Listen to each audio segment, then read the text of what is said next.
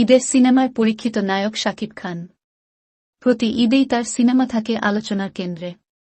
শাকিবও মনোযোগ দিয়েছেন শুধু ঈদ-কেন্দ্রিক সিনেমায়। গত বছর ঈদ ছাড়া মুক্তি পাওয়া দরদ সিনেমার ভরাডুবি জানান দিয়েছে কেন শাকিব ঈদের সিনেমা নিয়েই ব্যস্ত। আসছে রোজার ঈদে শাকিব খানকে দেখা যাবে বরবাদ সিনেমায়। শাকিবের সঙ্গে নিজের দ্বিতীয় সিনেমা দাগি নিয়ে আসছেন আফরান নিশো। 2 বছর আগে শাকিব খানের প্রিয়তমার সঙ্গে প্রেক্ষাগৃহে লড়াইটা ভালো জমেছিল নিশোর সুড়ঙ্গর। অনলাইনেও কথার লড়াইয়ে মেতে উঠেছিল দুই অভিনেতার ভক্তরা।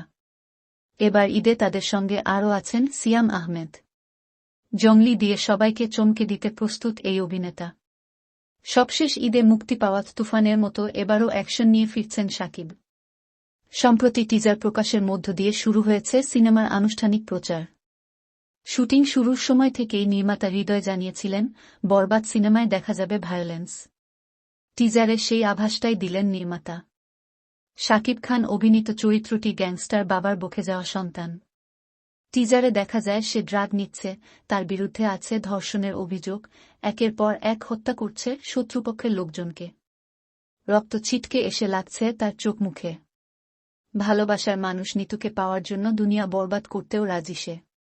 নিতু চরিত্রে অভিনয় করেছেন ইদিকা পাল। বরবাদে শাকিবের প্রতিদ্বন্দ্বী টলিউড অভিনেতা যিশু সেনগুপ্ত। তাকে দেখা যাবে পুলিশ কর্মকর্তার চরিত্রে। এতে আরও আছেন শহীদুজ্জামান সেলিম, মিশা সওদাগর প্রমুখ।